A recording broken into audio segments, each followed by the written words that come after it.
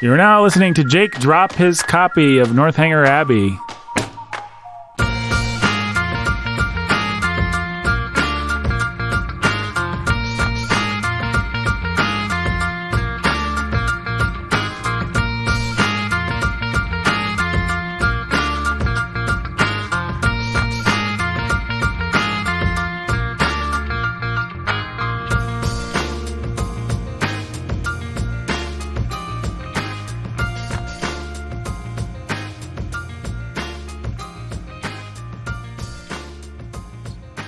Hey everybody, welcome to the Bookening. My name is Nathan. I'm your humble and obedient host, the host with a little bit. We've got Brandon there. Hey. He is the Irish poet. That's right. And we've got Jake, the pastor who's master of reading. It's me.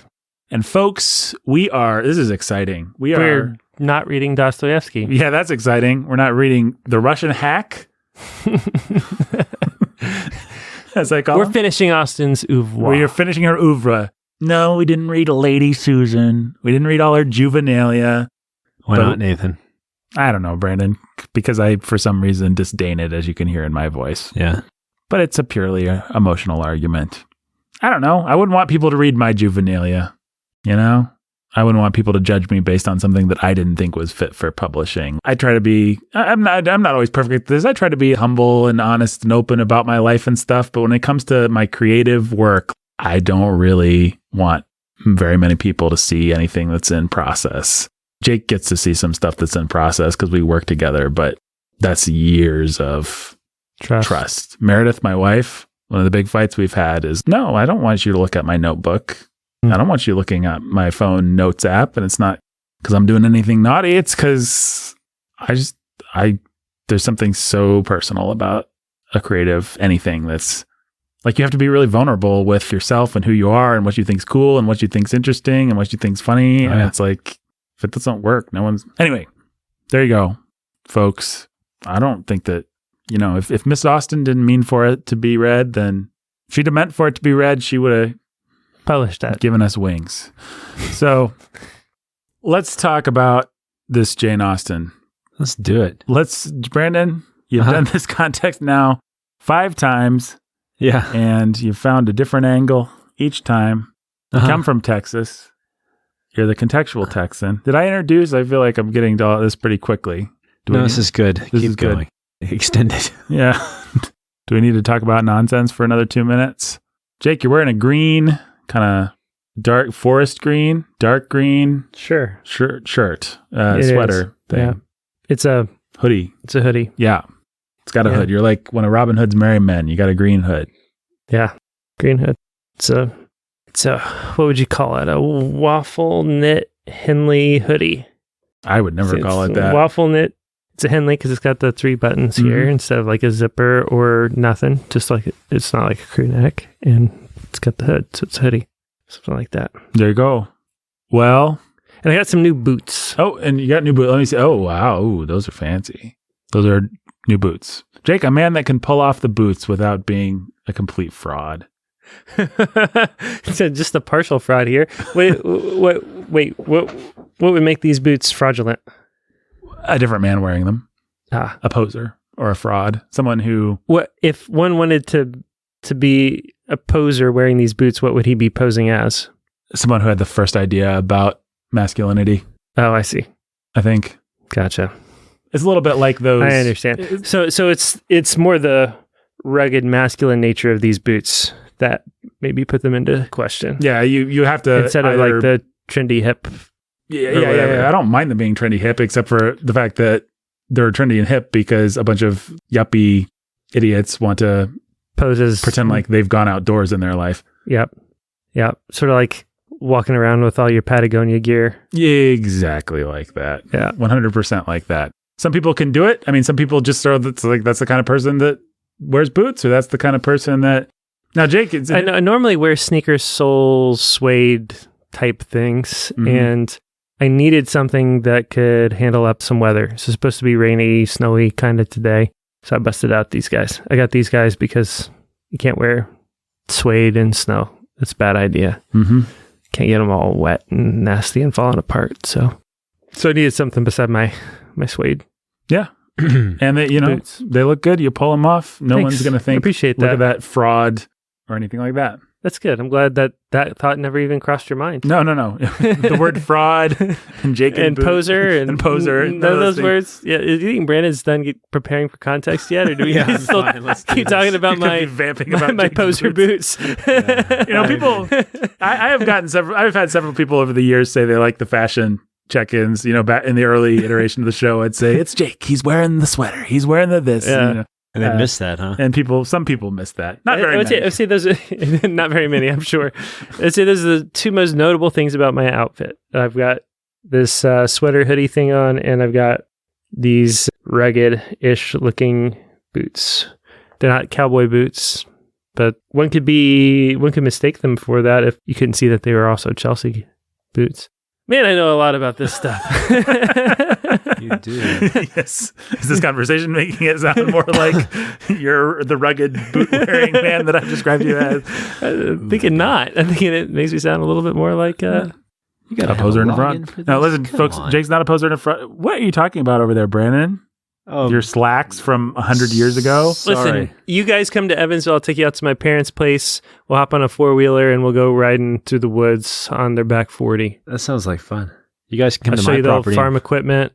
We'll go into a cave. My uncle might be there working on farm equipment. We can go in and we can help him out. That sounds awesome. Let's do it. Yep. Boom. And there'll be thorns piercing my stupid Mr. Rogers sneakers, but your boots will repel That's right. those thorns. That's right. There'll be thistles stuck in Brandon's, what do you call those things? What are those things where each of the toes is individualized? Those sort of Oh, shoes. the Vibram. What are those things called? The brand is Vibram, but I'm losing the 5 fingers. Yep. The Vibram 5-finger shoes. There'll be thistles stuck in Brandon's Vibram 5-finger shoes. Yeah. But anyway, Yeah. Brandon, you're the contextual Texan. You get to do some context for us, right, my friend? Yeah, let's do it. On Jane Austen. You've done it 5 times before, 6th time. Maybe you'll actually get it right this time and we won't have to read Austen anymore. Yeah. Maybe I'll get it right this time. I was trying to let this site let me on. It looked awesome. It's the Broadmoor context of Jane Austen. But you got to pay Were for you it. going to cheat and use somebody No, it else's just had context? interactive maps and stuff like that, but it wasn't going to Ooh. let me. You got to pay for this. You got to pay How for much? I don't know. I can't find anything that tells me how much it Well, is. if our It's like- patrons had us up to $2,000 by now, Brandon, we'd have access. you could This pay is- for that and justify that cost. That's true. That's true. Patrons, you know what to do. That's when we're going to start paying Brandon, just to be clear. And that's Yeah. when we'll read Ready Player 2. Oh, yeah. That's Oh. payment if you enough want right Brandon there. to have access to greater tools and also to read Ready Player 2, Mm-hmm. Who doesn't want me to have access to go to greater tools? patreon.com/bookening and sign up today. Yep. If you want me and Pushes Jake towards to $2,000 a month. vamp about boots for 10 minutes while Brandon tries to log into Tries a to site with a... get in. Yeah, that's all I was backdoor doing. of a Sorry, website. I'm ready to go, guys. We can do this. Then Don't. continue. Yeah, don't. I've got We'll so just many keep talking tabs up about here. my boots and This how is- I'm definitely not a poser. Now, Jake, your boots, are they made for walking? These boots are made for walking, and Good. that's just what they'll do. No, those boots wouldn't be walking over me, would they? No, Maybe one day. Brandon, they'd be walking all over you. That's fair enough. That song is... Unless somebody, until our patrons get us up to $2,000 a month, then Brandon will be a paid employee, and then these boots will definitely not be walking. No, that'd all be an over Brandon. HR problem. Nope, that would be a problem. Yep. It's not going to happen. I can only justify walking all over Brandon when he is not an employee. Yeah, usually Or in a lot of media. organizations, it works the other way around. You got to hire the person before Then you can walk all over. walk them. all over them. But Warren's a It's- great place to work. I can testify. And Yeah. Jake is incredibly cruel to anyone that doesn't work there. That's right. Volunteers? Nope. No. You don't want to be a Warren volunteer, No, guys. no, believe me, you're better off being paid. So many resources. Man, that song is cool, but then it's so dorky when she says, "All right, boots, start walking." Yes. Does she do that? Yes. All right, boots. Stop Start walking. Dun-dun-dun-dun-dun-dun-dun. All right, Brandon. Yeah, Start let's do this. talking. All right, Brandon. Start talking. All right. Let's just start with her life. She was born in Steventon, Hampshire, in England. Oh man, if only I had an interactive map, it would just bring that Hampshire How to life. close is that to Grantham? I was looking to Grantham. I want to know that answer right now. Yep. Can you find that for me? Grantham. And if you could be interacting with something while you're doing it. I really want the answer to that question. It is 162 miles. 162 miles. Okay, Yeah. so 2.5 hours. Why do you want to know that? Why do I want to know that? Because the University of Evansville owns a castle Yes, I've heard about this. Yes. in Grantham. In Grantham, England. It's called Harlexton, and Are it's you- awesome. Are you going to visit? I don't have any cause to visit, but the University of Evansville, check this out, has the top-ranked foreign exchange program for all of Europe Wow. and the 7th globally. And it owns a college in Grantham, England, and you can study abroad there as a student at University of Evansville in this amazing English castle. And why wouldn't It's you? really cool. Look up Harlexton on your computer just so that you can tell people, oh, wow. And a bunch of horror movies have been filmed there and stuff like that at Harlexton College. Harlexton Yeah. College. Looks a little bit like Hogwarts. Yeah. That's awesome. Oh, that's the house from The Haunting. It is. The horror movie The Haunting. That is not a great movie, but a fantastic location for Yeah, a movie. It's That's amazing. an awesome house. And the University of Evansville in Evansville feels, it's got a very Hogwarts feel to it too, if you've ever been. It's got sort of the same vibe as Harlexton College, Mhm. but it's owned by the University of Evansville. So even if you look up Harlexton College, you'll see, even in the image searches, University of Evansville stuff. So That's awesome. Nice. Anyhow. They used it for the 2020 version of The Secret Garden, it looks like.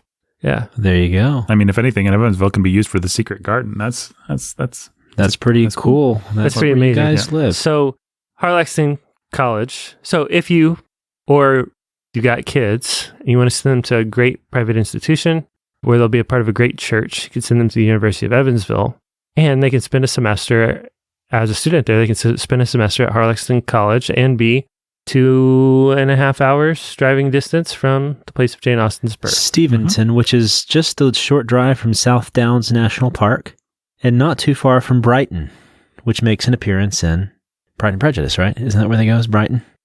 They go to Brighton and Every one of well, them. they always go to Bath. Bath is They always go to Bath. But where do they go to Brighton? Brighton Is that Persuasion? Is that where the lady jumps on the rocks? That might be. Brighton. Let's see. Brighton. I bet I can ask. In Pride and Prejudice, it is a place Lydia Bennet rushes off to. Ah, yes. I will bow. Yes. But also, hang on. It seems like there's other places where it's the watering place featured in novels like Pride and Prejudice. That's all it says. But it implies that it could have been another, so I think you might be right, actually. Yours is probably a more obscure reference than mine. It's really not worth pursuing that. Okay. It's only a 2.5 hour, so it's a 2.5 hour drive to London from Grantham as well, and it's really close to the sea. That's awesome. Let's go. Let's re-enroll in University of Evansville. Isn't that cool? Yeah. We were all recently enrolled in the University of Evansville. It's got an excellent Were- theater I'm and making fun of drama. you for saying re-enroll. Oh, yeah, re-enroll. Thank you, Nathan. I'm so distracted by this World Wide Web. I'm just now discovering the World Wide Web Oh, yeah, that And all the thing's and all the wonderful information it's pretty it great. has for And me. and what's great is that it's a good time for conservatives on the World Wide Web. It's a really That's great what time I've for heard. us. We've got all So these she was born in platforms. Steventon on December 16th, We've got her out of the uterus. That's how far we've got. 1775, and her daddy was a rector. Her daddy was a rector. He came from a fairly respected family of wool merchants. Well, my daddy was a rector from a respected family. This is key to, I mean, really, as long as you understand that about Jane Austen, you kind of understand her background, how she was raised. She had a fairly happy home. They had a lot of access to books and stories, and she and her siblings would perform plays that they had written in their home, so the scene from, is it Persuasion, where they do the big play? No, Jeremy. That would be Mansfield Park. Thank you. There you go. See? Takes place at Did you Mansfield even read Park? these books with us, Brandon? No, Yeah. I didn't. I didn't think so. So it's Mansfield Park, and so a lot of the things that she's writing about in her books is, Or both. Womansfeld Park. or Womansfeld Park. We don't want to use gendered Speaking language. and man and woman's field park. Man and woman's. I think we should put the woman All first. men and all women. A man and a woman's park.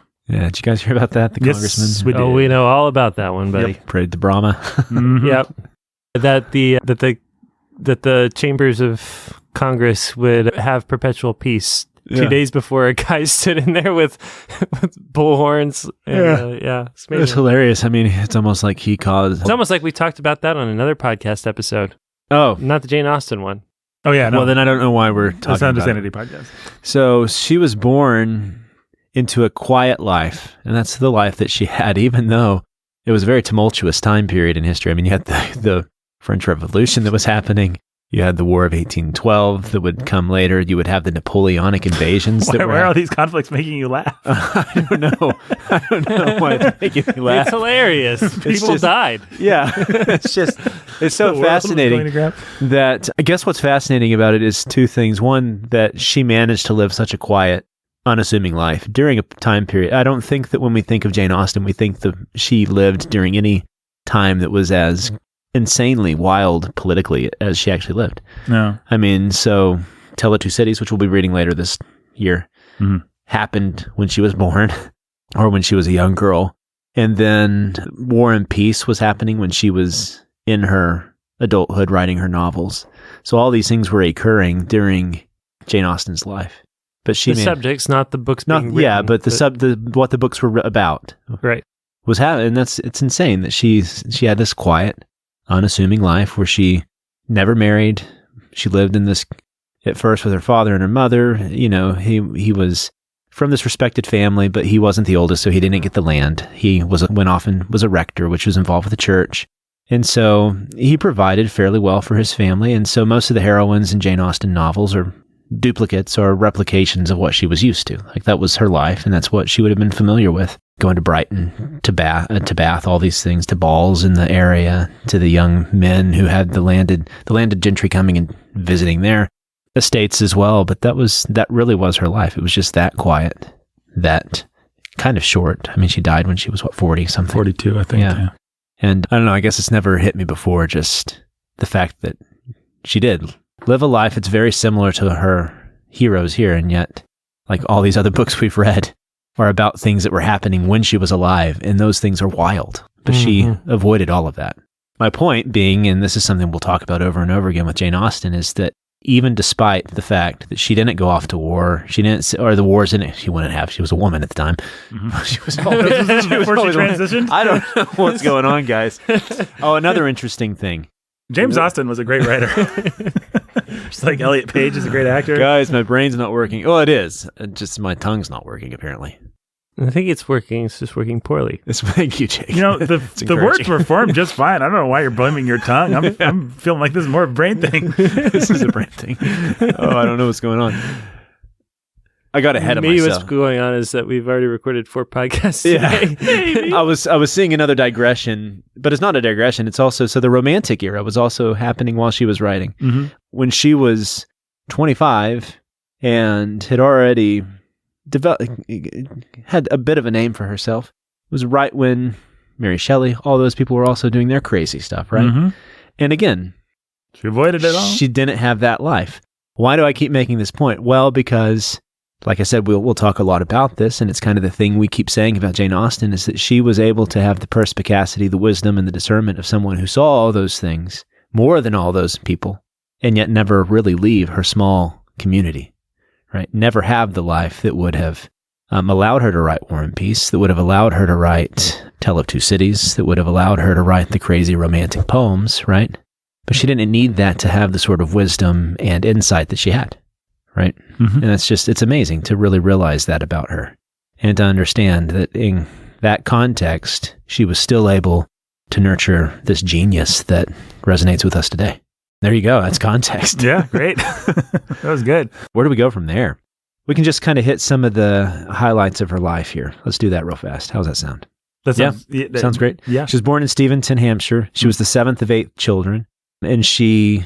I don't think it ever lodged with me in all these contexts that she was that low in the child. Yeah, she pecking was not order. the oldest. She kind of has the sensibility of one of the older ones, but no, she would have been right where Mary was in the chain of I think it's because her heroines are almost always the firstborn or the secondborn, and there's almost always a bunch of young siblings that I just always assumed that was her position in the family. That's interesting that it wasn't. Yeah. I don't know what we make of that. I don't know that I have anything of it, much to... My middle children are generally good observers, so I guess you could maybe make that hackneyed point, but... When she was in her 20s, she began to write what would become her later novels, 1795. Here, I'll tell you the name of what it was first, and you tell me what it became. Okay. Eleanor and Marion. That would be Sense and Sensibility. First Impressions. That'd be Pride and Prejudice. Susan. That'd be Lady Susan. Nope. Becomes... Northanger Abbey? Northanger Abbey. Susan was Catherine's name? Yeah, and so... Good change. Susan was one... So this is one of the examples of one of her earliest drafts that changed significantly, but the elements of what would become Northanger Abbey were there with Susan. 1801, her family moves to Bath. Wait. Sorry. I was looking at the first page of this book where she's commenting on kids in large families in birth order, just on page 1 of chapter 1. Yeah. That's interesting in and of itself, but I missed what you said about, were you talking about the order of her work? I was saying that in the 90s, she began what would become these later novels. Yeah, so this is the third? This is the third thing that she began to create. Okay. This is and the last one that... last one to publish, yes. The last one to publish, but the first one to finish. Yeah, Northanger Abbey and Persuasion get published together, right? Posthumously, yeah. Yeah, posthumously together after death. And so Northanger Abbey was the third to start, the first to finish, and the last to be published. And arguably, her best, she started first, Sense and Sensibility. Mm-hmm. Second best, she started second, Pride and Prejudice. Huh. And then this is the third one. Interesting. I don't know where we'd rank it. I guess, are we going to rank her books? We're going to litigate all of this in a future episode. In the next couple episodes, we're going to do like a Austen. I mean, she's no Dostoevsky. I guess we can just get that off. No, she's not. Would she have been better had she been... Catherine was 4 of 6. Or 4 of 10. Catherine was number 4. Okay. Eleanor is the oldest in Sense and Sensibility. Lizzie is the second in Pride and Prejudice. Fanny, I think, is... I don't know what number Fanny is, but I feel like she's one of the older ones. The Persuasion chick, she's actually maybe number 2 or number 3. So, according to her mockery of Anne Radcliffe, the expectation would be that Catherine would be the last. Interesting. As opposed to the first. And that her mother would probably have died in childbirth or something like that. That definitely seems like a trope that has stayed to this day. And so instead, she's a middle child from a large family instead of a small one. This is funny, the inversions. Sorry to derail us there. I was just trying to piece together where this fit, because I think I had read or seen that Northanger Abbey was the first novel she ever completed. And so I was confused when you said it was the third that she started, but I think that still jives, or maybe I got my information wrong. Well, now I'm remembering something, which is... I know she submitted it to... Maybe you're getting here, Brandon. She submitted Northanger Abbey to a publisher relatively early in her life, and then I got tied up for like 10 years. Yeah, it's that Richard Crosby, right? Yeah. So this actually is pretty interesting, this introduction here. So Northanger Abbey is the ideal introduction to Jane Austen's novels because we see the author defining the parameters of her craft.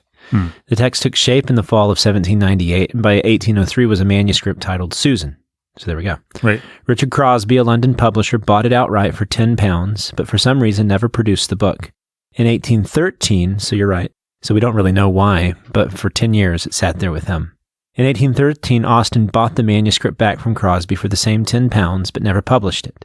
That's the story, right? Just to be clear, Pride and Prejudice came out in 1813. Yeah. So 10 years before she publishes her second... Well, let's see when Sense and Sensibility came out. Sense and Sensibility was 1811. 1911. Yeah. So 10 years before any of her books were published, she submits Northanger Abbey, approximately 10 years. Yeah. And then this guy just sits on it for some reason. She gets it back after and then she sits her greatest work has been published. Then she sits on it for a while. She revises it. That's it's a mystery of her life. I mean, that's what you find. Do you think that she felt bad? Maybe. It's such a direct, unapologetic, this is why Anne Radcliffe sucks. I think if you look at her juvenilia, which I haven't done in any great depth, so I can't pretend to be an expert, but it seems like she wrote a lot of stuff that was just hilarious parodies for her family and friends. Yeah. And I assume that's what this started as. One of the better of those. And to me, it felt like, I was actually thinking on the drive here, to me, it feels like the transition from critic to artist. That's what it feels like. That's what it felt like to me. It's like, even if you think of our work, when we've gone, our move to storytelling started in satire. Yep, that's true. Right? It started first with direct criticism of bad people, into skits and sketches, into now we're telling our own stories. And it was a pretty smooth evolution if you actually look at it that way. Right. And this felt like a real step in the process of, I am going to write something that's lampooning what I hate and realize, actually, I can do the good thing. I can do better. I can do. Yeah. And I should. It's sort of like Isaac Watts' dad, when he was complaining all the time about the hymns and crap that they sang at church, said, I'm tired of hearing you complain, shut up and do better. And then he said, okay, and became the greatest hymn writer to ever live. Yeah. And it feels like kind of the same thing may have happened to Austen around the time of working on Northanger Abbey of, stop complaining about Radcliffe and do better. All right. I'll just become the greatest novelist. Yep. She was in her 20s when she first started writing this. I mean, in the late 1700s, you're looking at two different possibilities. You have the rise of the Gothic novel. You can write that sort of thing. Or the new sentimental novel. We're reading one of them right this year. Which one? So Rebecca's not one of them. I'm thinking of Pamela. Oh, the one that Stern made fun of. Maybe in like season 20. Yeah, but the other option is to write a satire or parody, because you had Stern, you had Fielding, you had Pope, all these guys who had made their careers on writing satires and parodies of things. And so she was well read. Her family, like I said, was a literary family. It was a very lively, happy family. And so she would have been introduced to all this stuff. And being a young writer, I think that most of us who write know that when you're younger, you do a lot of imitating. Yep. Like most of your writing, you try to sound like other people because you still don't know what your voice should be like. And so, yeah, makes sense. And so according to this here, there's still a mystery as to whether or not when she bought it back from Crosby, whether she even did any changes. Or that's interesting. Or if we just have an unedited, like if she just bought it and never touched it. And when she died, her brother was the one who published it. If we just now have basically the untouched 1803 version. See, to my ear, it feels like she did change it, because I have read enough of her Juvenilia to know her Juvenilia is like all that kind of winking, break the fourth wall tone, which Northanger Abbey has a lot of. But to me, it feels like somebody with a little bit of maturity went and cleaned it up and made it more of a piece. But if she submitted it after she submitted Pride and Prejudice, she'd already matured. Yeah, that's what I'm saying. I think so, when she got it back and like after Pride and Prejudice and all that was published, she probably did do something to it. So maybe I'm still botching the timeline. She submits it to a publisher in 1803 for whatever weird reason. He holds on to it for 10 years, doesn't do anything with it. When did she submit Sense and Sensibility and Pride and Prejudice? They're both, I don't know about submission. They're both published in 1811 is when her career starts. And then 12 or 13. Okay. So Sense and Sensibility, Pride and Prejudice in the interim are published. Then she gets Northanger Abbey back. To me, it feels like at that point, with some of her wisdom and discernment and everything that she had, she must have cleaned it up a little bit, because it does read better than if it was actually just the best piece of her Juvenilia. When would the Juvenilia have been? Like if we have dates for Juvenilia, that would have been early 20s or late teens, stuff like that, right? Give me a year if we have 1803 as a date. Let's see, Jane Austen. Yeah. Juvenilia. Other thing I saw about this Richard Crosby is he might have bought her book originally because he realized that people like Fanny Burney, was that her name? Things like that. Women were becoming known as writers that you could actually sell. And so he probably bought her book and then decided against. But she published under a pen name for the first couple of actual published ones, right? Trying to, as a man? I think so. Or at the very least, I think it was anonymous. Yeah. Like Sense and Sensibility and Pride and Prejudice. That's right. But he would have bought it. But that wouldn't have meant that he would have had plans to necessarily use a pen name or an anonymous name. So Jake, one of her Juvenilia works was written, the most famous one, it looks like, was written in 1791. So that puts it 16. A good 10 years plus 12 years before, and she would have been 15 years old. Yeah. So she didn't actually submit Northanger Abbey until she was in her 20s and presumably had a little bit of a handle on See, to me, this just feels like the stepping stone between the juvenilia and Pride and Prejudice. I'm ready to accept that this is untouched. This is just that, yeah. Or at least very small. Because you're talking 10 years on both sides. Right. So if this is smack dab in the middle of her most well-known juvenilia piece and Pride and Prejudice, this feels like that to me. See, to me... Because you're talking about 12 years since the juvenilia and less than 10 to Pride and Prejudice. Yeah. Pride and Prejudice is a massive leap forward from Northanger Abbey in terms of wisdom and characterization and style and touch. I agree. I think where I might argue a little bit is Northanger Abbey feels, while it feels very slight and while it feels very winking and parodic and all that, it feels pretty well accomplished and of a piece in a way that something like Sense and Sensibility, for example, actually doesn't. So... Like Sense and Sensibility aims much higher, but it's you never get to spend any time with Eleanor's boyfriend, the Hugh Grant character. Yeah. There's just weird oversights and stuff like that. This Northanger Abbey feels like a very successfully accomplished. Like she aims small, but she also misses small. I would say that we probably have parody sketches that you could say the same thing of, as opposed to certain episodes of. Yes, that's true. The Ville. That. Once you've done enough parody, it's actually easier to nail that. And you're going to have to make other mistakes when you start to aim larger and learn from those too. Yeah. I don't know. It's a fascinating argument. We can only fascinating discussion to have. We'll ask her when we're throwing the pigskin around with her. And we'll ask her. Yeah. The afterlife. But no winner to this argument. I just think... I definitely think you're right that it occupies that space. It must have in her career, in her trajectory. I just think as the work that's come down to us, it feels a little bit more polished. It only matters insofar as did she ever intend to publish it? Yeah.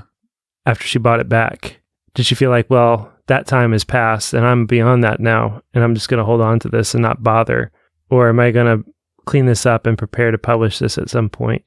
And to me, it feels more like it's time passed and it was what it was when it was, and.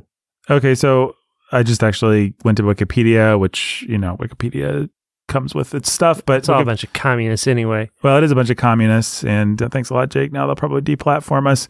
So Wikipedia says, with absolutely no source given, so take this with a gigantic grain of salt, there is evidence that Austen further revised the novel in 1816 to 1817 with the intention of having it published. She rewrote sections.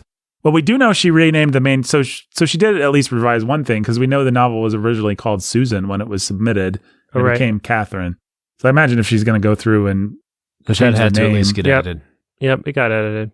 And then after her death, that's victory. Austen's brother Henry gave the novel its final name, so he actually named it Abbey. So she may not have actually had time because of her death to do everything that she wanted to. Well, I had maybe mistaken, because when Brandon was saying this was the third one that she started, so she'd already started Sense and Sensibility and whatever, but it was the first that she completed and submitted, but it was originally called Susan. Right. Well, Pride and Prejudice was also originally, when she started, called First Impressions. And Sense and Sensibility was originally called Eleanor and Marianne. Yeah.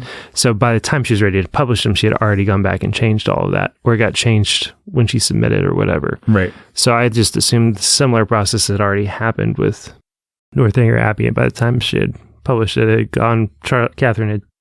Susan had turned to Catherine, and it became Northanger Abbey. But right. I guess I'm wrong. Well, at least know that she was thinking about it, because here's something from 1816. For Northanger Abbey, probably the first book she prepared for publication, Jane Austen provided an advertisement by the authoress pointing out the quotidian nature of the background and details of her fiction. She was readying the work for publication in 1816, just after the end of the Napoleonic Wars, during the last year of her life, but she declared, completed it in 1803. Having actually conceived it even earlier, she wrote, Some observation is necessary upon those parts of the work which 13 years have made comparatively obsolete. The public are entreated to bear in mind that 13 years have passed since it was finished, many more since it was begun, and that during that period places, manners, books, and opinions have undergone considerable changes. So even there, she's admitting that if she has altered anything, it's not much, because... And she's also wanting to qualify... Yeah, like obviously I've read it completely differently now, but... Yeah. Yeah. Things have changed. Manners have changed. Interesting. Yeah. Well, the Romantics, they changed everything. Mm-hmm. So, a season of love. Mm-hmm. That's it. There we context? go. Hey, we definitely No, got some it's different context, but Brandon, you probably still got stuff to Brandon say. solved the answer. Yep. Yeah. Solved the answer. Brandon solved the answer. Yeah. Solved the answer. Finally, Jeopardy. the answer. The answer has been solved. Solved. It's during this period, actually, when she was writing these, that she had A mental breakdown when someone tried to execute her. She met Tom LaFoy. I think She we got talked sent to- about this guy before. He would later be a barrister, but there's evidence that they probably were very interested in one another, but then he would eventually go off and they would just fade and nothing came of it. A million fanfics were written. Yeah. And so that happened during this period. A lot of those letters were actually burned by her sister, right?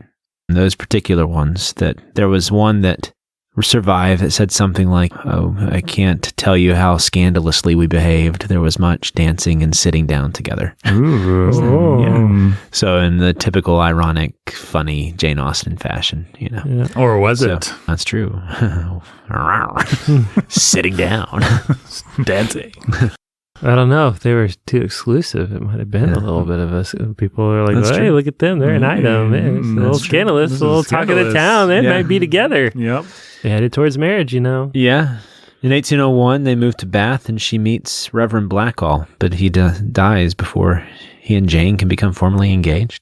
So she was almost engaged to someone else. Did you know this fact? I didn't remember that. No. I remember that I time. don't remember What if that's- that I ever wonder if being that's a brought up lie. in. We should in- verify that. What is it from Wikipedia? The first time No, in this is from 6 another- contexts that I've heard that.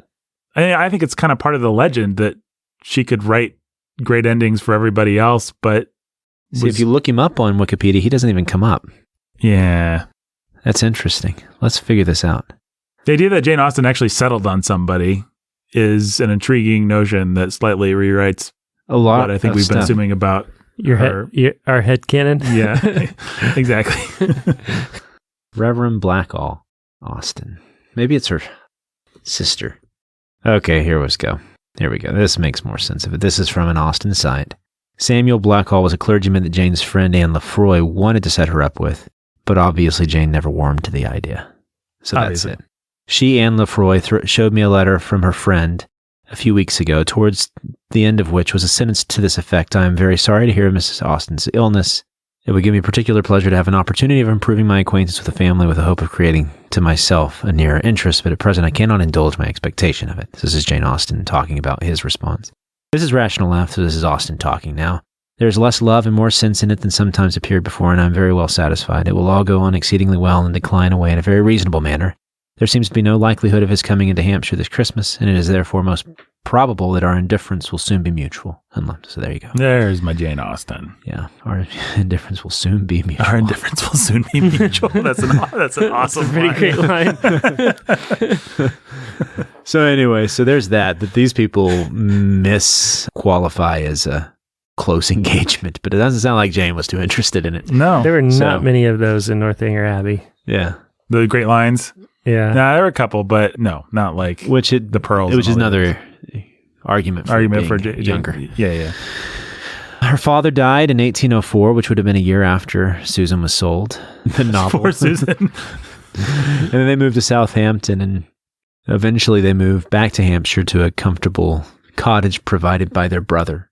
Then we get to her publication years, which is 1811, and when she have Sense and Sensibilities first published, she writes Mansfield Park during that period, but 1813 Pride and Prejudice is published, 1814 Mansfield Park, 1814 through 15 she's writing Emma, and also Persuasion, and then 1816 Emma gets published. That's the same year that Henry Austen goes bankrupt, and then Jane also contracts her fatal illness, and then in 1817 she dies. Really, probably the only other thing that we need to talk about with context for this book is, I guess it's not just a small thing, it's kind of a big thing. It's the idea of the Gothic novel. Indeed. Because that's kind of, I've been looking forward to this. yeah, the essential to this idea. So I figured the way we could handle this is, I don't know if you know this. I'm not a fan of Victorian literature. yeah. And so I've never read a Gothic novel to my knowledge in my life. Well, and I'm so gonna most of my knowledge of Gothic novels comes from Northanger Abbey making fun of them, Well, which I appreciate. a lot of this was worth making fun of. And the tropes that you see in like any Yeah. ghost stories Yeah. and stuff like that. So we've actually talked about the Gothic tradition before. We did it with Probably with both Mary Shelley and Bram Stoker. So we've done this. We've done this before. Gothic fiction had its origins with a lot, both horror and the romance novels that were coming out of the 1700s, and also the sentimental novels as well. Because what Gothic does is it takes the tropes of horror and it kind of takes the tropes of the sentimental novel and it combines them into this really, like, think Edgar Allan Poe, but with a love interest at heart. That's kind of what you get with the Gothic tradition. So Edgar Allan Poe is inheriting a lot of what we get with the Gothic.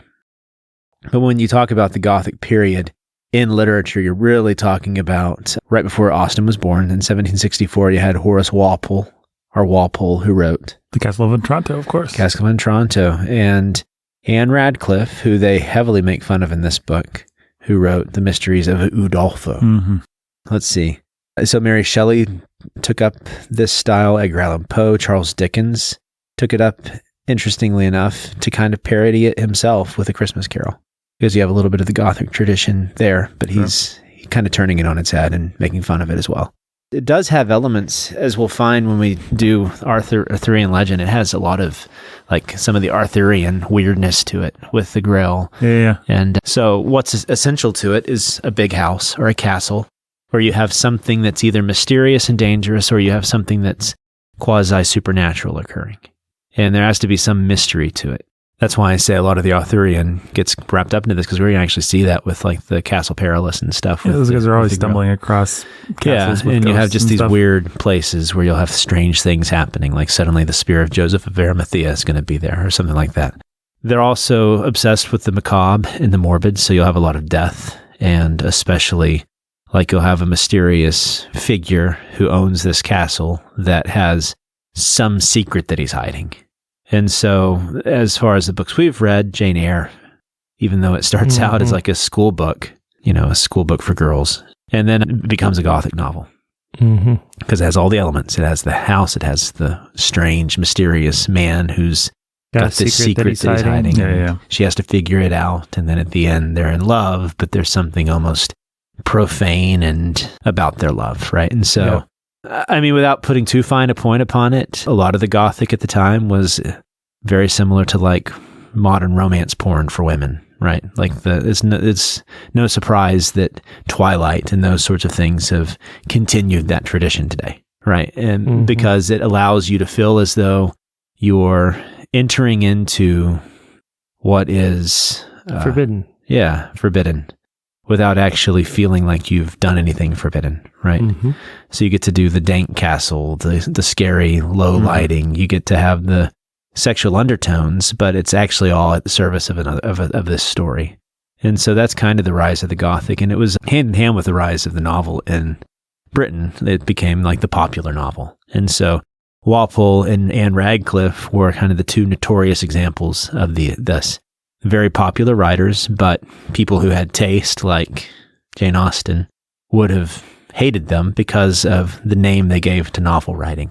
And so when she gives her, and I'm sure we'll talk about it later when we get to talking about the novel, when she gives her defense of the novel, she realizes fully that this Gothic tradition is what's kind of keeping the novel from the respect that it would come to have in the 1800s.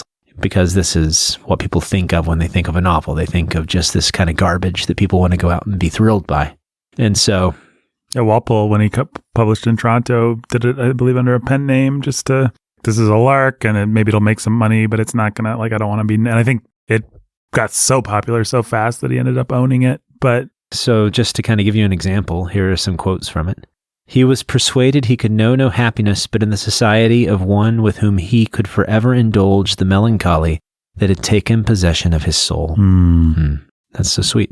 But alas, my lord, what is blood? What is nobility? We are all reptiles, miserable, sinful creatures. It is piety alone that can distinguish us from the dust whence we sprung and whither we must return. Shakespearean. Yeah, very Shakespearean. Let's see. And so you get these just macabre tales with kind of extreme language and poorly written, over the top, sentimental, playing off of those feelings. Here's an example from Anne Radcliffe. I'll just read. This is from Volume 2, Chapter 5, and you'll hear definite overtones of Dracula here. At length, the travelers began to ascend among the Apennines. The immense pine forests which at that period overhung these mountains, and between which the road wound, excluded all view but of the cliffs aspiring above, except that now and then an opening through the dark woods allowed the eye a momentary glimpse of the country below. The gloom of these shades, their solitary silence, except when the breeze swept over their summits, the tremendous precipices of the mountains that came partially to the eye, each assisted to raise the solemnity of Emily's feelings into awe. And so that's actually an aspect of it too, kind of this confrontation with the supernatural or the sublime. So like the landscape with Dracula when you're going towards his castle. She saw only images of gloomy grandeur or of dreadful sublimity around her. Other images, equally gloomy and equally terrible, gleamed on her imagination. I don't actually have to make the person feel like it's terrible. I just have to keep saying how gloomy and terrible it was. Gloomy and terrible and sublime. It made her feel gloomy and terrible. And sublime. She was going, she scarcely knew whither, under the dominion of a person, from whose arbitrary disposition she had already suffered so much. I mean, there's a little bit of like S&M stuff with these stories as well. Oh, it's definitely wish fulfillment-y, Yeah, to marry perhaps a man who possessed neither her affection nor esteem, or to endure beyond the hope of succor whatever punishment revenge, and that Italian revenge, might dictate. The more she considered what might be the motive of the journey, the more she became convinced that it was for the purpose of concluding her nuptials with Count Morano, with that secrecy which her resolute resistance had made necessary to the honor, if not to the safety, of Montani. From the deep solitudes in which she was emerging, and from the gloomy castle, of which she had heard some mysterious hints, her sick heart recoiled in despair. It's a little bit like you ask a child to write. Like, how would you tell us you're going towards a scary castle? Yeah. Oh, the woods were gloomy, and the shadows were scary. And the noises were scary too, and the mountains were big and gloomy. Right.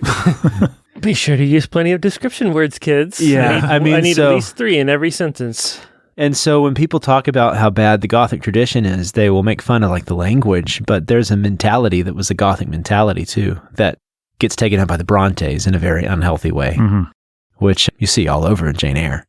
From the deep solitudes to which she was emerging, and from the gloomy castle of which she had heard some mysterious hints. It's a gloomy castle. Yeah, her sick heart recoiled in despair. Her sick heart recoiled in despair. And she experienced that, though her mind was already occupied by peculiar distress, it was still alive to the influence of new and local circumstance. Why else did she shudder at the idea of this desolate castle? I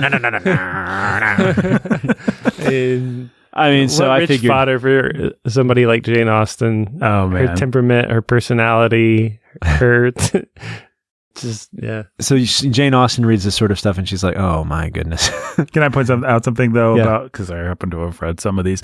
Anne Radcliffe is the nice version of this. Anne Radcliffe is the socially acceptable version of, like, Anne Radcliffe is maybe a little bit better than a lot of what's being written, because there is stuff that's just pure trash, borderline pornographic, maybe not by our standards today, but certainly by their standards. And there's stuff that really deals in the profane supernatural and in the more sexual, the BDSM kind of elements.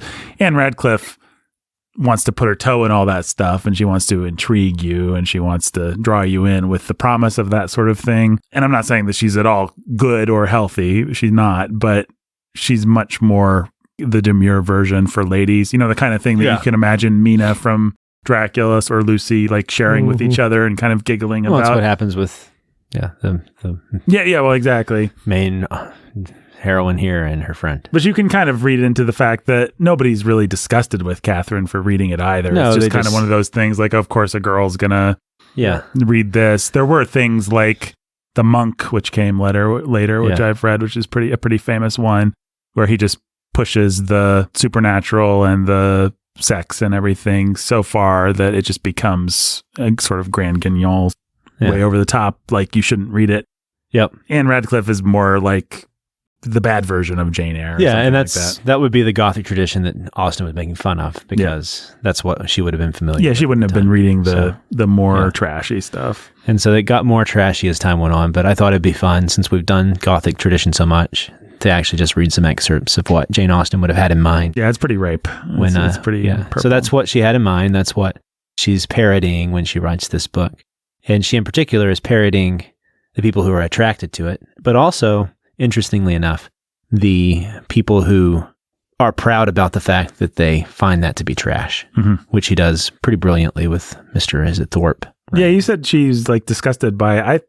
I feel like reading Northanger Abbey, she has some affection for Adolfo. She's probably enjoyed it in her time. And well, I don't know, disgusted by it, but still, Yeah, no, she looks down on it. She thinks it's stupid, but I think she sees how silly it is. It might be like us talking about a Marvel movie. We know it's not high art, but we enjoy it. John Wick. It's her John Wick. Yeah, I'm with you there. I think that she probably, at some point in her life, read and enjoyed these novels because most of her characters have such life because she was that herself at one point. So, anyways, that's context.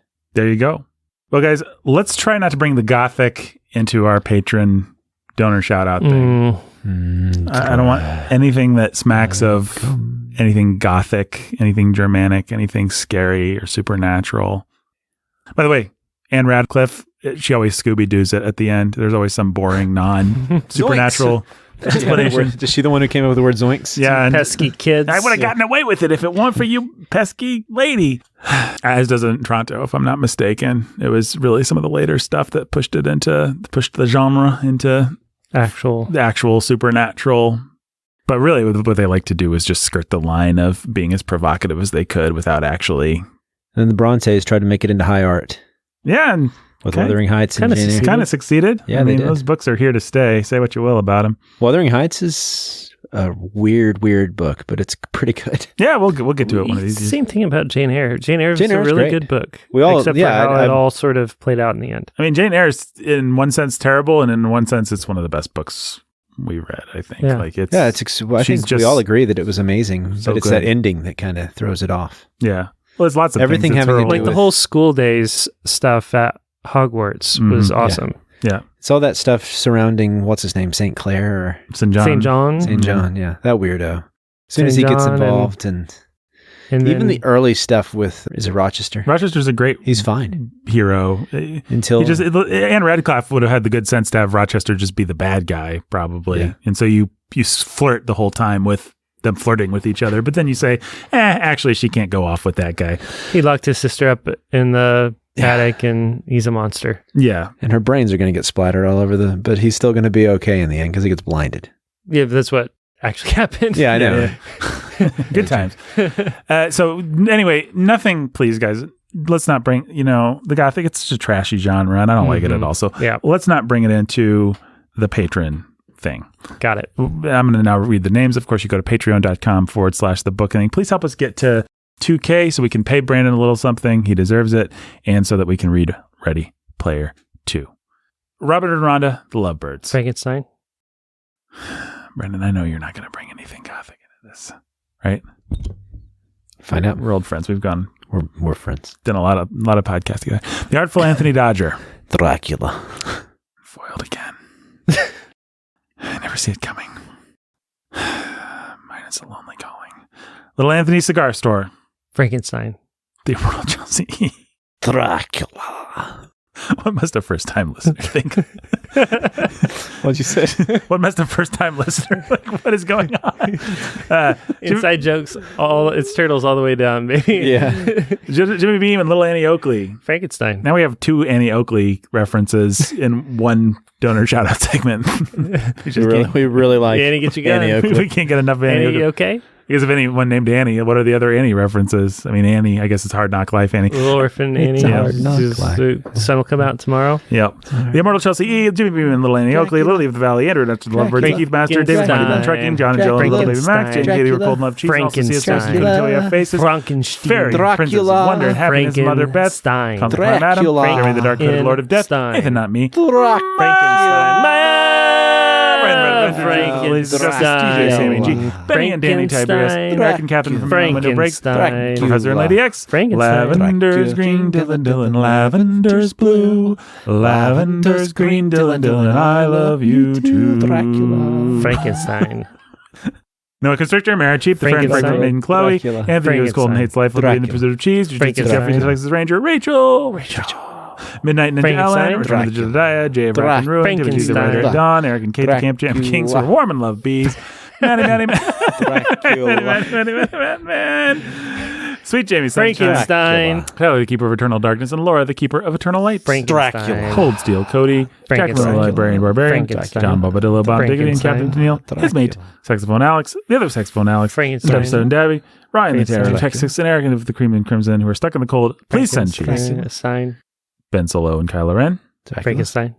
John, the Cosmic King of Chaos, Frankenstein. Matthew, the Mind Flayer, Frankenstein. and here you okay. Get your gun. Frankenstein. Dracula. All right, folks, we'll be back.